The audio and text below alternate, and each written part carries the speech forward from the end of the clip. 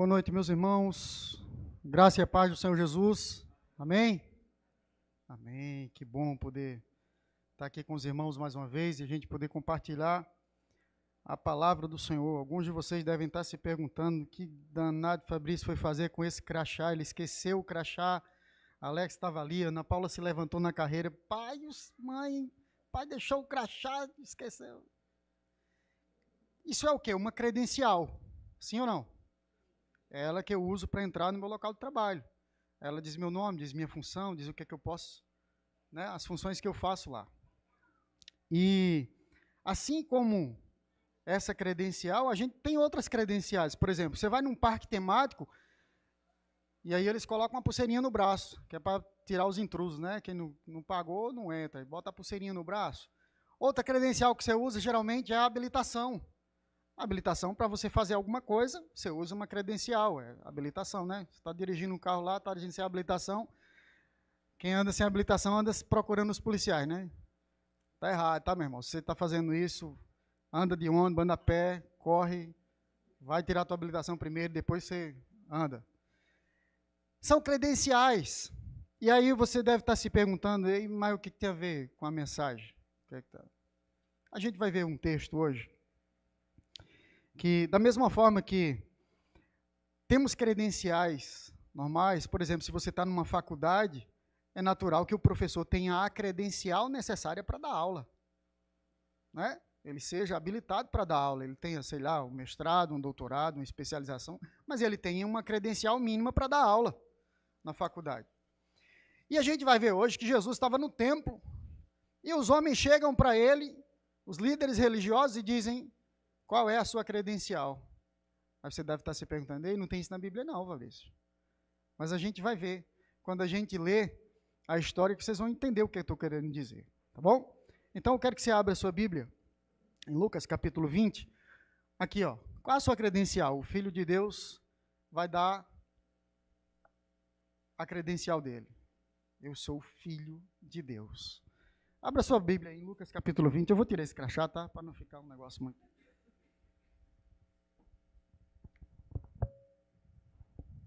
Como eu não vou trabalhar agora, não precisa estar. Eu vou botar no bolso, porque se eu botar aqui embaixo, com certeza amanhã de manhã eu vou ter que voltar aqui para pegar, que eu vou esquecer, né, na hora de levar.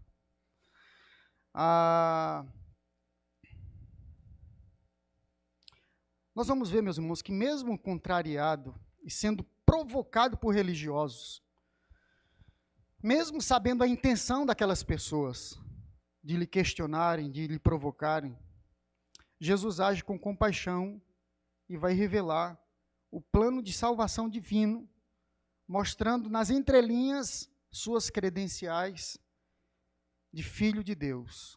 E suas ações vão revelar sua compaixão, porém também ele vai revelar que Deus agirá com justiça. Então vamos ler Lucas capítulo 20, verso 1. Não manguem porque eu tirei o óculos. Tem gente aí que já riu ali. Eu, de perto, eu tenho que... Helder deu uma aula, não foi de... Como é o nome? Não sei o que, trebeopia lá, sei lá como é. Vamos ler. Lucas 20, verso 1. Certo dia Jesus... Eu vou ler até o verso 8, tá? Do 1 ao 8. Certo dia Jesus ensinava o povo e anunciava as boas novas no templo. Os principais sacerdotes, os mestres da lei e os líderes do povo se aproximavam dele e perguntaram: com que autoridade você faz essas coisas? Quem lhe deu esse direito? Primeiro, deixe-me fazer uma pergunta, respondeu ele. A autoridade de João para batizar vinha do céu ou era apenas humana? Eles discutiram a questão entre si. Se dissermos que vinha do céu, ele perguntará por que não cremos em João. Mas se dissermos que era apenas humana, seremos apedrejados pela multidão, pois todos estão convencidos de que João era profeta. Por fim, responderam a Jesus que não sabiam. E Jesus replicou: então eu também não direi com que autoridade eu faço essas coisas. Vamos orar? Pai bondoso, te louvamos, agradecidos por tua infinita graça, pela tua bondade, por teu infinito amor em nos revelar teu Filho Jesus. Nós sabemos que a nossa credencial diante do céu é de um pecador. Todos nós somos. Não há ninguém, nenhum justo sequer aqui nessa terra. Mas é crendo na graça e na justiça que teu Filho fez naquela cruz, que a gente mais uma vez se achega diante do trono do Senhor. E a gente pede e suplica do teu favor, Pai. Que a tua palavra, ela nos ensine, ela nos conforte, ela nos console, mas ela também nos exorte. E ela nos impulsione a fazer a coisa certa, a olhar para o céu e olhar para a tua palavra e enxergar valores corretos. Que nós venhamos sair da nossa zona de conforto, que muitas vezes nos distancia do Senhor. Que a gente possa, de fato, entrar e caminhar com o Senhor como um verdadeiro, continua presente nesse lugar. E nos alegra e nos fala através da tua palavra agora, em nome de Jesus. Amém. Meus irmãos, o momento que a gente discorre é um momento após Jesus purificar o templo. A gente viu isso na mensagem de Samuel.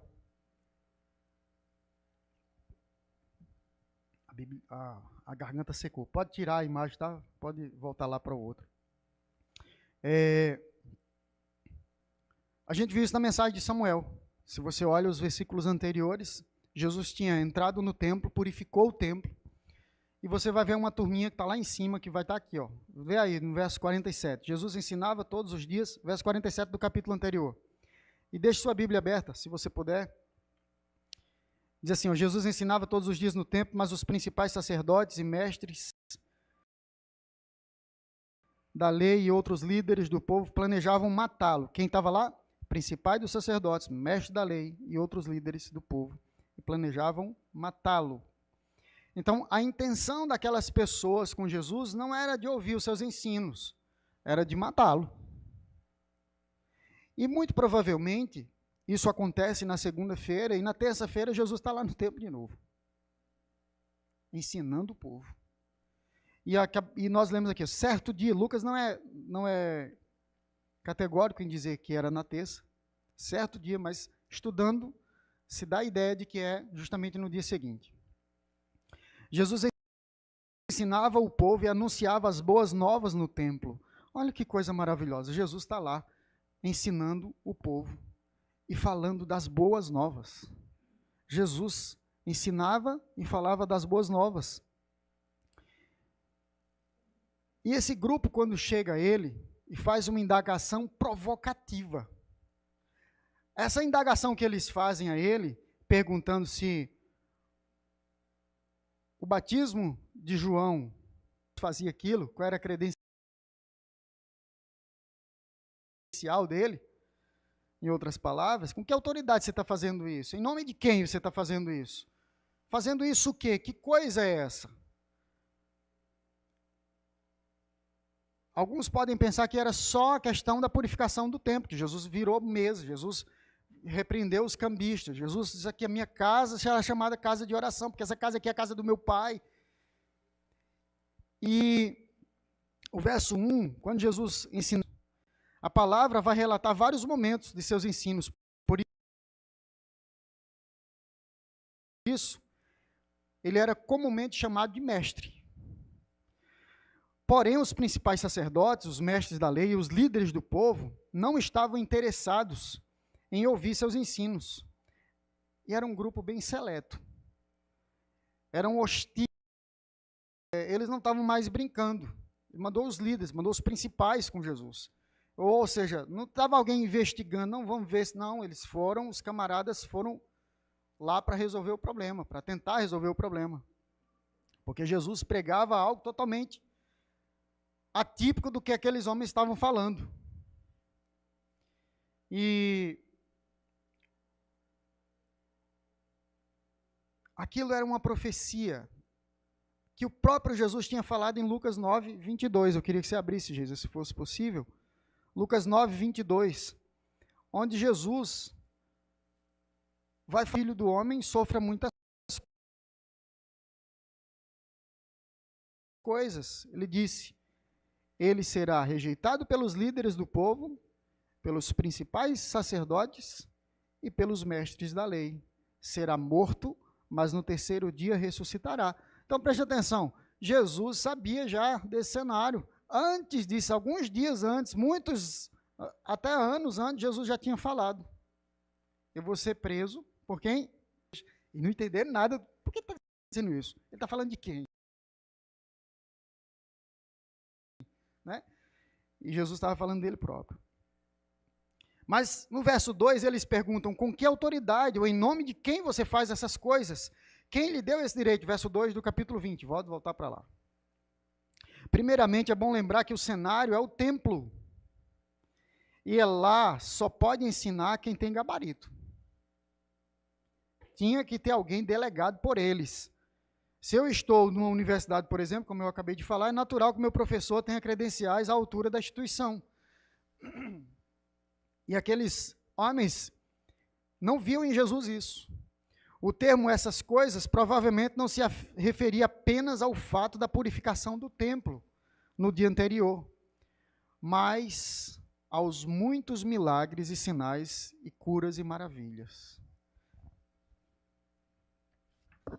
Meus irmãos, quando eles perguntam que autoridade você tem fazendo essas coisas, muito provavelmente eles não estavam questionando apenas quando Jesus faz a limpeza no templo, ou faz aquele questionamento. Eram milagres, e eles queriam entender em nome de quem você está fazendo essas coisas. Era um grupo autorizado por Roma e composto por aproximadamente 70 integrantes, entre categorias que acabei de citar. Eles resolviam problemas religiosos, falsos mestres. Era um tipo de parlamento aqui no Brasil com atribuições religiosas, tipo o parlamento aqui do Brasil, né? Mas de forma religiosa. Eles tinham autoridade de Roma para resolver questões assim. Então, Jesus purifica o templo na segunda-feira, e esta é provavelmente a manhã da terça. O objetivo da comitiva não é descobrir a verdade, pois eles, o profeta, que devia morrer. A pergunta com que autoridade indica que para o Sinédrio a questão não é apenas o que Jesus fez, mas seu direito de fazer. Se estava agindo com legitimidade divina ou humana. Então a ideia de quando eles perguntam isso é divina ou humana. E Jesus, sabendo disso, vai fazer um questionamento a eles. Mas eu achei interessante quando estava estudando, e aí um comentário de Grant Osborne, ele diz assim, eles acreditam que o prenderão de fato. Se eles responder autoridade humana, ele irá contradizer suas ações e reivindicações. Se Jesus tivesse dito, não, é com autoridade humana, Jesus estava contradizendo, né? Suas próprias ações e reivindicações. E se ele dissesse que a autoridade era divina, ele iria ser culpado de blasfêmia. A segunda pergunta, que é em nome de quem? É servindo de Deus. E estão desafiando ele a incriminar-se ao responder tais perguntas. Então a ideia deles era essa, ó, você com que autoridade ou em nome de quem? Eles estavam doidos para Jesus dizer assim, em nome de Deus, eu vim aqui em nome de Deus, o meu pai, blasfêmia, você vai ser preso agora. Eles estavam querendo que ele dissesse isso, eu sou o filho de Deus. Meus irmãos, nesse ponto aqui, eu quero fazer algumas aplicações, e a gente vai fazer isso durante a mensagem. O povo estava escutando Jesus e aprendendo sobre boas novas. Porém, os líderes judeus não queriam aprender. Você é uma pessoa que tem um coração ensinável? Meus irmãos, temos sido humildes os outros. Ou já temos uma opinião formada e não importa o argumento, nem o que o outro diga. Você já decidiu em seu coração que você está certo. Às vezes perdemos muitas oportunidades por não termos um coração ensinável, e sim um coração orgulhoso e prepotente, desumilde, como diria uma geração nova. Essa palavra não existe, tá? Mas é interessante isso, a gente parar para pensar nisso. Será que eu tenho tido um coração ensinável? Será que quando as pessoas chegam para mim, eu apenas já tenho uma opinião e acabou, não importa, você às vezes nem escuta o que o outro está dizendo? Quando se trata de valores e ensinos de Deus, você é daqueles que diz, nasci na religião dos meus pais, vou morrer nela. Ou você diz, desde que eu me entendo de gente, que eu aprendi que isso era assim.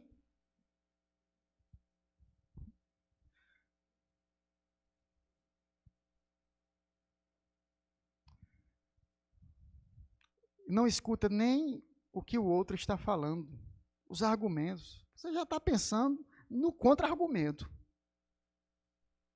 Geralmente, quando você está fechado ao ensino, fechado a uma nova informação, ou a uma informação que contradiz aquilo que você acreditava, geralmente você se fecha.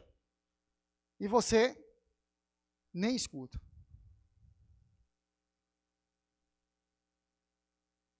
Antes mesmo de digerir aquela informação, você está fechado. Meus irmãos, que nós possamos rever nossos conceitos, ouvir e aprender a ouvir e pedir a Deus um coração ensinável e humilde.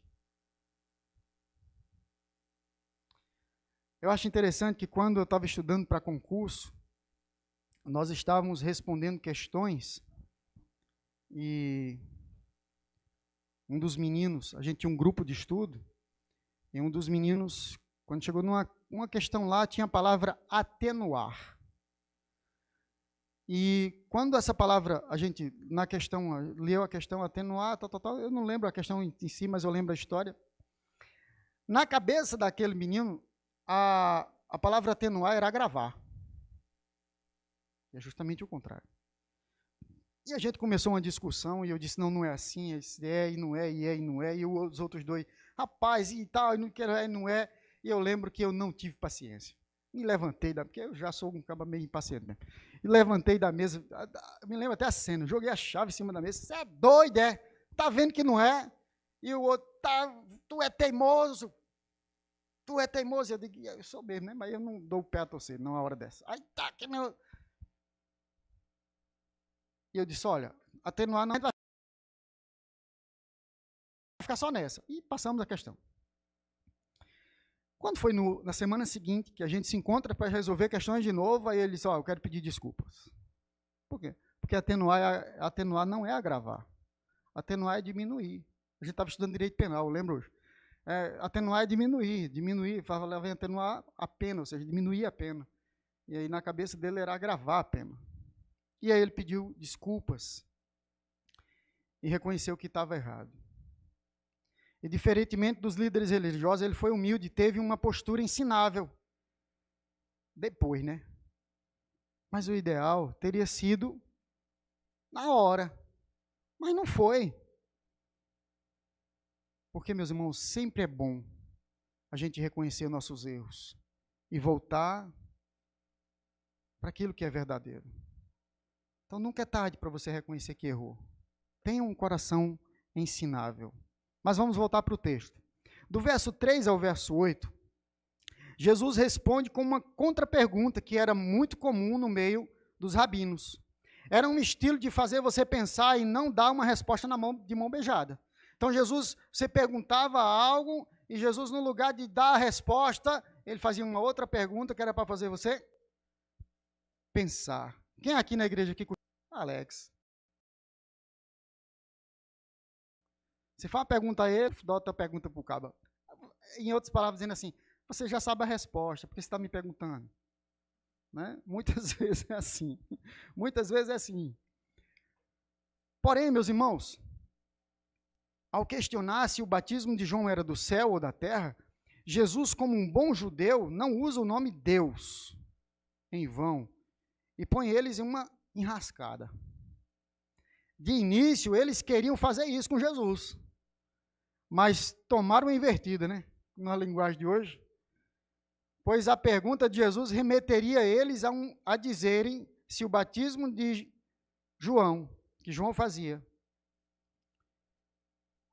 era de Deus ou dos homens, remeteria justamente ao que Jesus fazia, se a autoridade dele era divina ou humana. Uma primeira que o Sinédrio conhecia João Batista. E por mais que não acreditassem em João como profeta, o respeitavam como tal, pois sabiam que o povo cria nele como profeta. E tinham medo de serem apedrejados pelo povo. Pois João tinha arrastado um grupo grande de fiéis, preparando o caminho do Senhor e levando as pessoas ao arrependimento por meio do batismo. Herodes Antipas tinha prendido João justamente por denunciar o seu próprio pecado.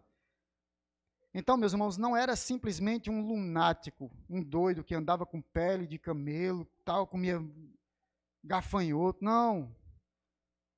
Falando asneiras, Herodes sabia do seu pecado e viu em João um profeta e mandou prendê-lo. Ao batizar Jesus no Jordão, João cumpre a profecia e o céu se abre e Deus proclama que ele é o seu filho amado. Jesus, quando é batizado, João, ao batizar Jesus, o céu se abre e Deus fala disso. Eis aí o meu filho amado. Eu achei interessante, James Edwards, comentando sobre isso, ele diz assim, se o Sinédrio quer saber de onde vem a autoridade de Jesus, tem de reconsiderar o batismo de João Batista, pois uma decisão sobre João, indiretamente, é uma decisão sobre Jesus.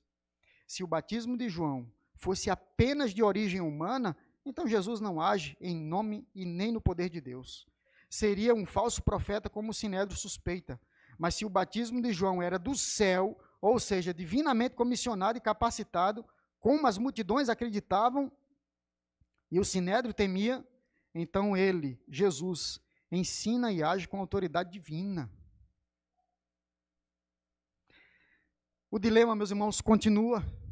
E eles pensam entre si em resposta, qual resposta dariam? No verso 5 e 7, eles ficam nessa pergunta toda, rapaz, o que é que a gente disse? Se a gente disser que é do céu, ele vai dizer, por que vocês não creram? Se a gente disser que é dos homens, a multidão vai tacar-lhe pedra na gente, porque João era profeta. Eles sabem disso. Por mais que a gente não crê, o que a gente faz aqui? E aí,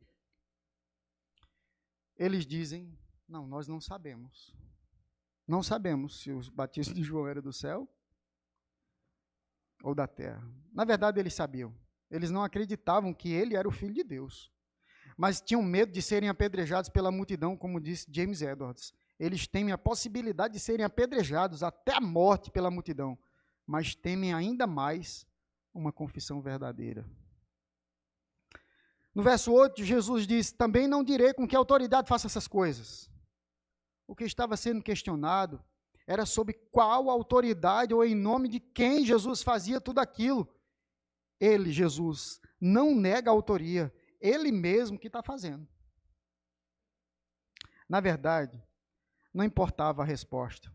Eles estavam céticos, incrédulos e decididos a prender Jesus. Não importava a resposta de Jesus. Jesus, porém, aquela não era a oportunidade certa ainda. Estavam mais interessados nos interesses próprios do que em conhecer a verdade. E aqui eu abro um parêntese. Quantas vezes a gente está mais interessado nos nossos próprios interesses do que descobrir a verdade? A gente estava lá no pedacinho do céu, semanas atrás, no culto. E eu fiz uma pergunta a eles. Quem era Jesus? E cada um foi dando uma resposta e eu me surpreendi com as respostas. Cada pessoa ia falando e eu fiquei feliz demais. Porque um disse assim, é o doutor que cura a gente. O outro disse, ele é meu amigo e meu pai. Outro disse, é o Filho de Deus e meu Salvador. E outro disse, ele é o bom pastor. E ficamos ali um bom tempo compartilhando o que a palavra falava de Jesus e quem eles tinham dito que corroborava com tudo aquilo. Porém, essa mesma discussão aconteceu no meu local de trabalho, há um tempo atrás. E algumas pessoas muito inteligentes, muito sábios, estudados, disseram, ele era um grande pensador. Outro disse, era um grande filósofo. E outro disse, era um arruaceiro que queria insurgir contra Roma. Quando eu estava estudando essa mensagem, meus irmãos, essa semana, eu pensei como Deus havia sido gracioso em me abrir os olhos para eu enxergar quem é o Filho de Deus. Como Deus foi gracioso em nos abrir os olhos, em abrir os nossos olhos para enxergarmos quem é o Filho de Deus. Isso é Ele que faz, é graça dEle, é misericórdia dEle. E isso aconteceu comigo quando eu ainda era criança. Assim como todos aqueles ali no pedacinho do céu, que supostamente vivem à margem da sociedade religiosa e filosófica, supostamente, porque eles não vivem. Literalmente, eles podem até viver um pouco à margem da sociedade civil, mas religiosa não. Muitos ali creem com todo o coração que Jesus Cristo é o Filho de Deus que vai libertá-los, que vai transformar suas vidas, que vai mudar seus corações.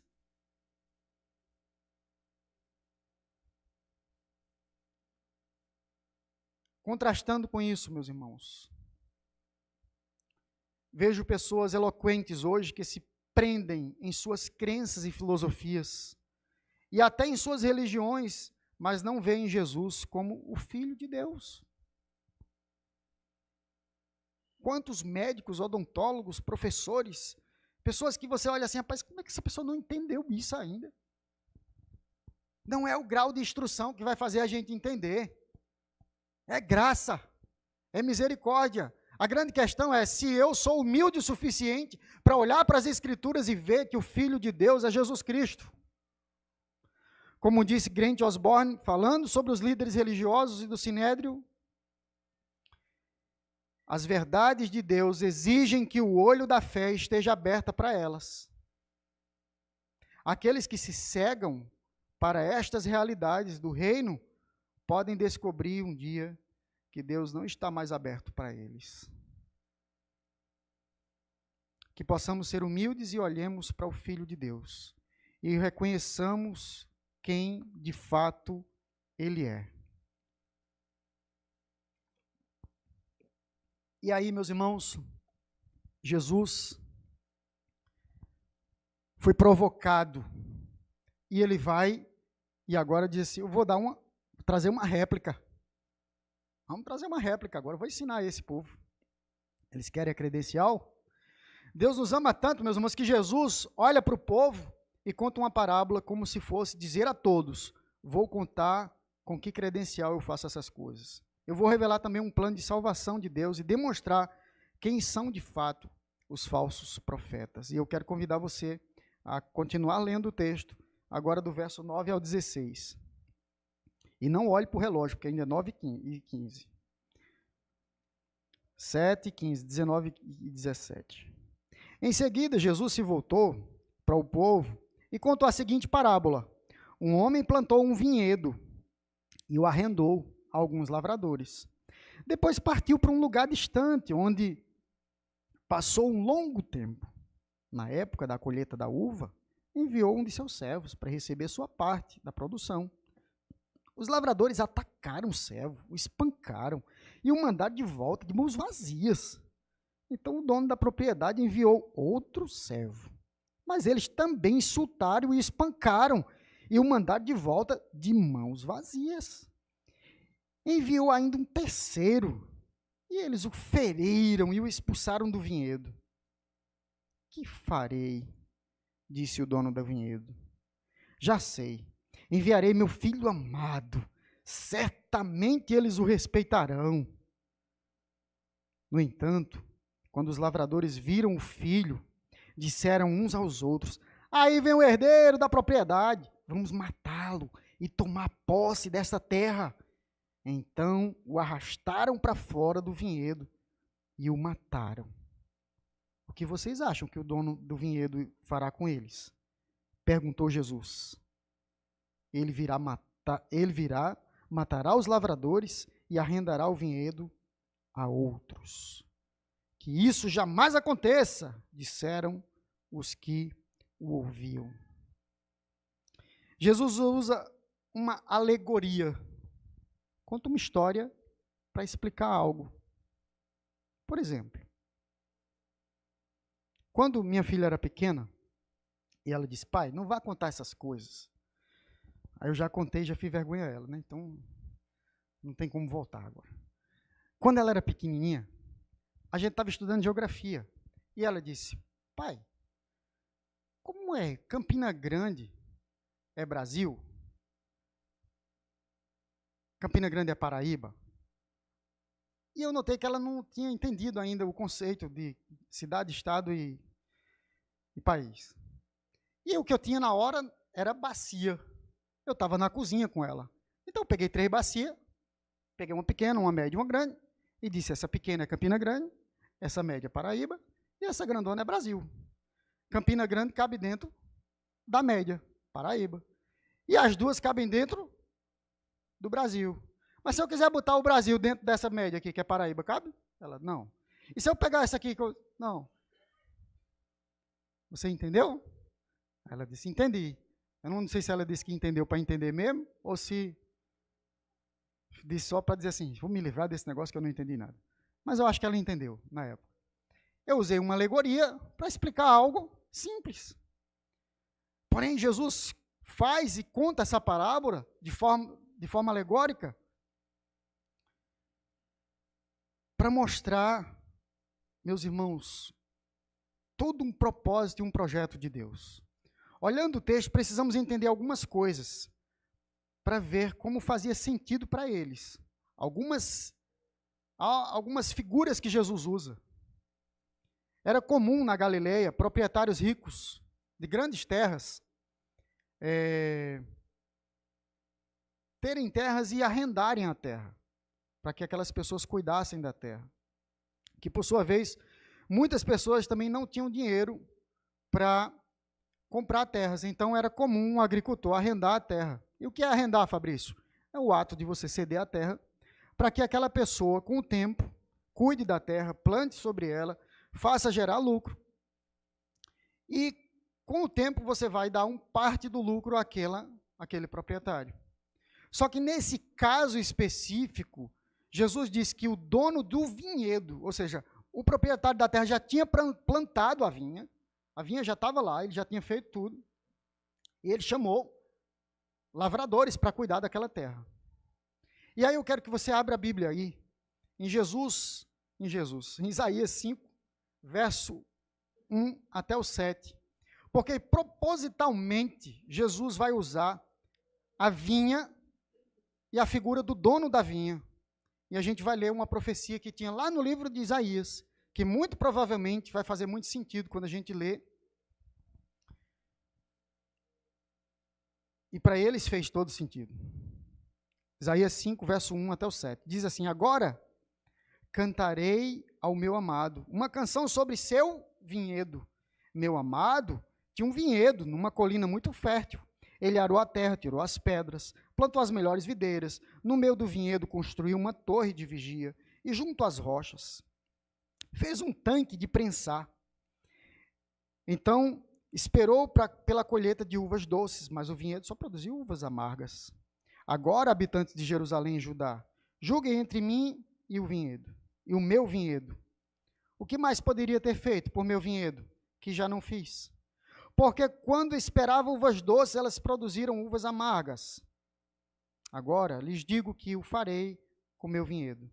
Removerei suas cercas, deixarei que seja destruído, derrubarei seus muros e deixarei que seja pisoteado. Farei dele um lugar desolado, onde as videiras não são podadas e a terra não é capinada, um lugar cheio de espinhos e mato. Darei ordem às nuvens para que não derramem chuva sobre ele. A nação de Israel é o vinhedo do Senhor dos exércitos. O povo de Judá é seu jardim agradável. Ele espera colher justiça, mas encontrou opressão. Esperava colher retidão, mas ouviu gritos de angústia. Então, quando Jesus conta aquela parábola para aqueles homens que estavam lhe ouvindo, e é interessante que Jesus olha para a multidão para fazer isso, como se Jesus dissesse assim, os líderes estavam falando com ele, e aí ele simplesmente, depois que eles disseram, não sei, Jesus responde a eles, olha, não sei, vocês não sabem não, se o batismo é tal, então eu também não digo com que autoridade faça essas coisas. Jesus se vira para a multidão e assim, vou contar a vocês uma parábola. Jesus estava falando com eles ainda. Jesus estava falando com o povo, mas estava dizendo a eles, ó, é essa aqui. Perceba, meus irmãos, que a vinha é Israel. Na parábola, os lavradores são os líderes religiosos. Os servos são profetas e apóstolos que foram enviados várias e várias vezes. O filho amado é ele mesmo, é Jesus. E o dono da vinha é Deus. Quando o dono da vinha manda seus servos para receber sua parte do trato, eles são feridos, espancados, humilhados e expulsos. Qualquer proprietário razoável usaria a lei a seu favor e iria recuperar sua terra com soldados e até mercenários e dar uma boa lição nos lavradores. Quando mandou o primeiro lá, que voltou de mão vazia, espancado, qualquer dono de vinhedo, razoável, normal, ia dizer, é o quê? A terra é minha, os cabos ainda bateram no meu servo, peraí, vou lá resolver.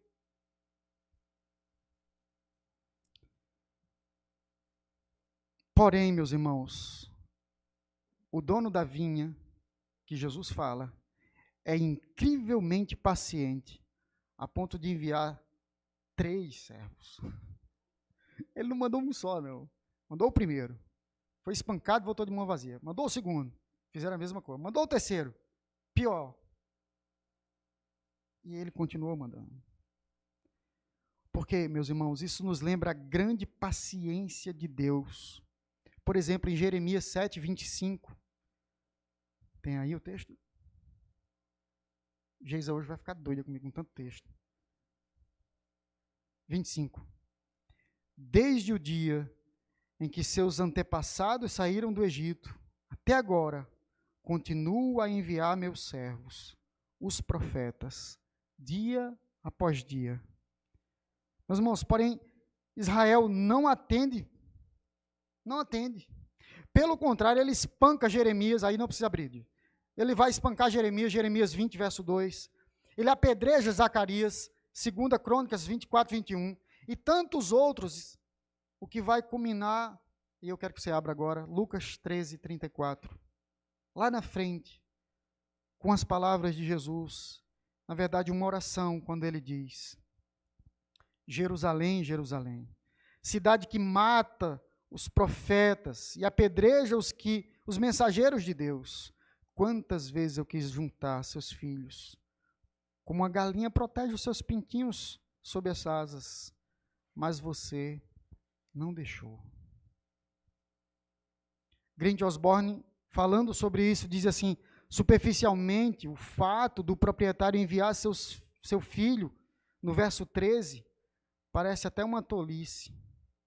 Obviamente, isso se dá porque Jesus está descrevendo o amor, não somente por ele, mas também pela nação, ao enviar seu filho. A misericórdia divina e a compaixão são incompreensíveis a partir de uma perspectiva humana. Por isso, eu disse que qualquer pessoa natural faria aquilo. Iria tentar tomar as rédeas da coisa. Mas o que Jesus estava falando, ele não estava falando de uma natureza humana, ele estava falando do poder divino. Ele estava falando do seu próprio Pai. O Filho amado é enviado, certamente eles o respeitarão. De fato, não respeitaram. E a crueldade foi até maior. Acharam que o pai estava morto. Quando disseram assim, aí vem o herdeiro. Por quê o herdeiro? O pai já estava morto? Para aqueles lavradores, sim. O arrastaram e o mataram fora do vinhedo. Mais uma profecia. Meus irmãos, o pecado os cegou de tal forma que eles achavam que poderiam se tornar proprietários das terras. Os requintes de crueldade revelam que pessoas que se entregam à rebelião contra Deus não estão sendo sãs. E Jesus quer que seus ouvintes percebam isso. Porém, cada ponto dessa parábola será uma verdade nos próximos 3 dias da paixão, onde Jesus será preso, julgado, maltratado e morto. Mas ao 3º dia ele vai ressuscitar. O próprio Jesus pergunta à multidão: o que o dono da vinha fará? E ele mesmo responde: dá a vinha a outros. De certa forma, mais uma profecia aconteceria em Israel 70 anos depois desse momento, com a destruição de Jerusalém. Talvez de forma até política. Mas a versão de Mateus, quando você olha essa mesma história, porque essa mesma história vai estar nos 4 evangelhos, quando você olha em Mateus, a versão de Mateus diz assim: o reino de Deus é tirado de vocês e será dado a um povo que produzirá seus frutos também. O que parece indicar um novo Israel, um novo povo, e não apenas uma nova liderança. Isso nos lembra Paulo dizendo que Jesus une gentios e gregos, judeus e tal. Jesus une todo mundo. Em Jesus, todos serão um povo só. A reação do povo, que isso jamais aconteça. A multidão não suporta a ideia da destruição da nação novamente. Então Jesus olha para a multidão e faz a pergunta sobre uma passagem do Salmo 18, 22. E aí vamos ler sobre a pedra angular. É uma constatação de uma rejeição, e o objeto da rejeição se tornaria a peça fundamental de uma construção, um elo de ligação entre 2 paredes. Vamos continuar lendo? O verso 17. Jesus olhou para eles e perguntou então o que significa essa passagem das Escrituras. A pedra que os construtores rejeitaram se tornou pedra angular. Está em Salmo 18, 22. Quem tropeçar nessa pedra será despedaçado, e aquele sobre quem ela cair será reduzido a pó. Os mestres da lei e os principais sacerdotes queriam prender Jesus ali mesmo, pois perceberam que eles eram os lavradores maus e que Jesus se referia, a quem Jesus se referia. No entanto, tinham medo da reação do povo.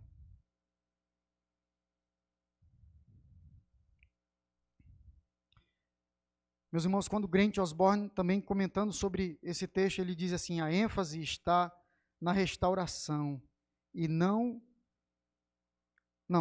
a ênfase está na restauração e na justificação do filho rejeitado, que agora se torna o ponto central da ação. A imagem pedra angular se cumpre em sua ressurreição e glorificação como Senhor de todos.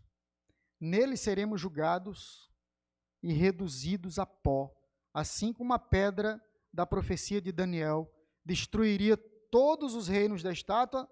Jesus é a justiça de Deus revelada ao mundo. A pedra angular que estava sendo rejeitada. E, meus irmãos, era costume que nas construções tivesse uma pedra, e essa pedra se visse de sustentação para toda a casa. E os líderes, sabendo que Jesus falava dele e deles, não fizeram nada, pois tiveram medo da multidão. Em nenhum momento se cogitou a possibilidade de olhar para tudo aquilo, para a história do vinhedo, para a história do dono da vinha, para a história de João Batista, para a pedra angular rejeitada. Em nenhum momento houve um resquício de arrependimento. Eles estavam convictos do que eles queriam. Eles queriam matar o Filho de Deus. Jesus demonstra sua credencial. Sou filho de Deus, o dono da vinha. Alguns da multidão creram nele, mas os líderes religiosos não. E eu faço algumas aplicações. Você já parou para pensar no grande amor de Deus revelado em seu Filho? O Filho que foi rejeitado, açoitado, crucificado e morto, mas que venceu a morte, ressuscitou e está vivo até o dia de hoje e vai continuar vivo pelos séculos dos séculos? Você já parou para pensar nesse grande amor? Eu quero que você reflita sobre o amor de Deus em Jesus e o quanto nosso pecado o fez perecer. Mas ele pagou o preço do nosso resgate.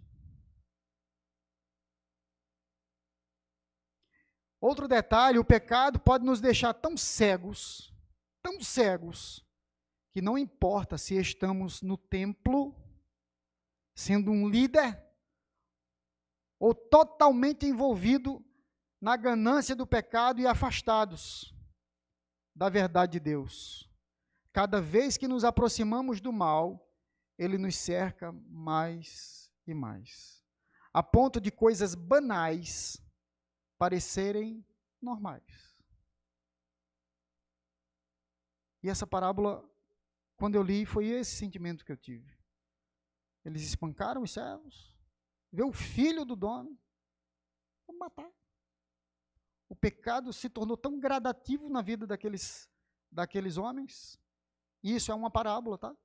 O que Jesus está falando não aconteceu de verdade. Mas nos ensina muito, porque cada vez que eu me afasto de Deus, cada vez que eu me distancio de Deus, eu me aproximo do pecado, eu me aproximo das trevas, e cada vez eu fico mais cego, mais surdo, para não ouvir os seus ensinos, para não ouvir suas verdades. E cada vez o pecado vai se tornar mais banal, e pior e pior. E o pior disso é que você vai achar normal.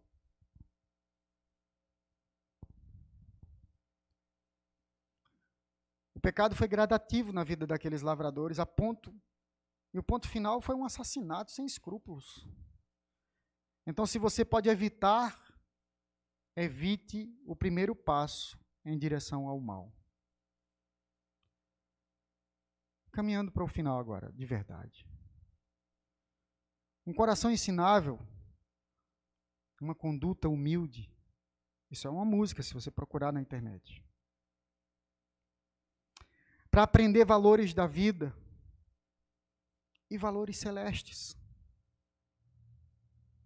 Não seja tão velho a ponto de dizer, eu já sei de tudo.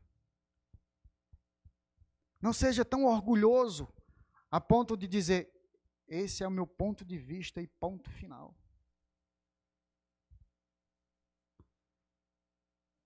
Quando se tratar de verdades de Deus que estão na palavra, explícitas, e às vezes até implícitas, mas quando você olha, e muitas vezes Deus vai usar pessoas para iluminar aquilo, para pensar, meu irmão. Para ouvir. Tenha um coração ensinável. Nós precisamos fazer isso. E eu falo por convicção própria, porque eu sou teimoso. E muitas vezes orgulhoso. E eu tenho pedido para Deus trabalhar isso na minha vida. Jesus é o Filho amado de Deus, que foi rejeitado, mas nos amou incondicionalmente. Pagou o preço do nosso pecado, dos nossos erros, e nos justificou, nos amparou em sua presença.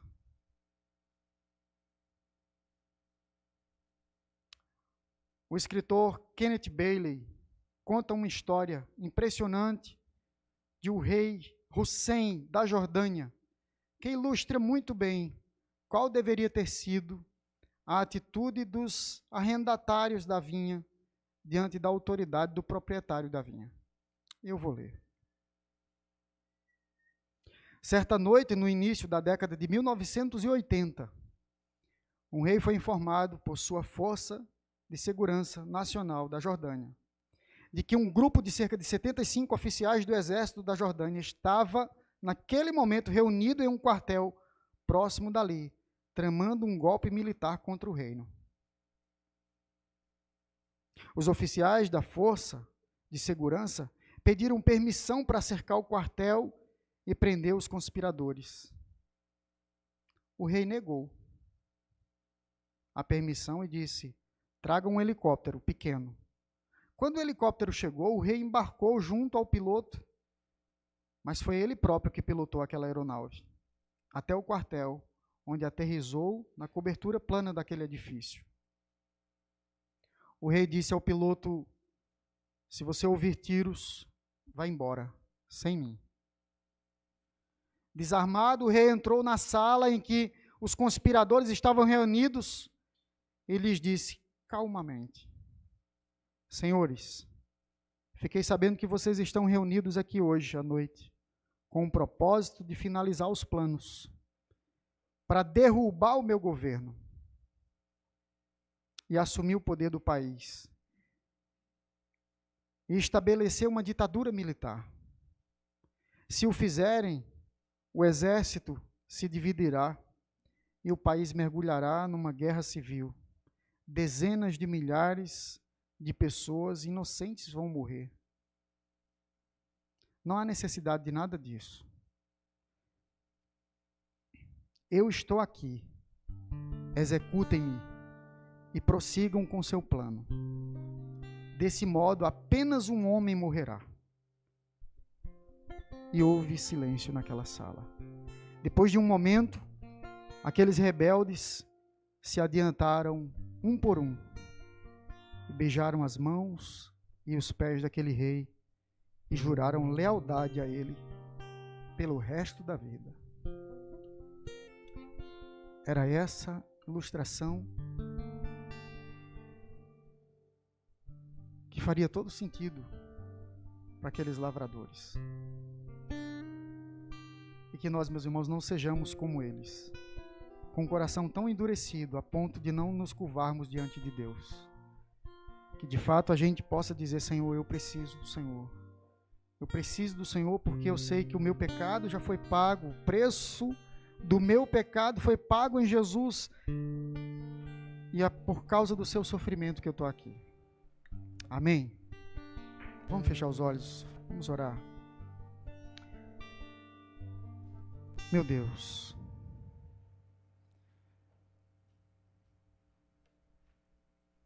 nós sabemos que é por causa do nosso pecado, é por causa do nosso pecado que o Filho de Deus foi para aquela cruz. Mas, Senhor, louvado seja teu nome, porque se teu Filho suportou a tua justiça nos seus ombros, se teu Filho suportou todo o peso da dor do nosso pecado e venceu a morte, foi para que nós hoje pudéssemos desfrutar da graça e do teu amor de perto. Então, Senhor, quebra o nosso duro coração, quebra as nossas arrogâncias e nos leva para perto do Senhor, nos leva para perto de Ti, Pai, para vivermos junto a Ti, para vivermos na dependência do Senhor. É assim que eu te oro, em nome de Jesus. Amém.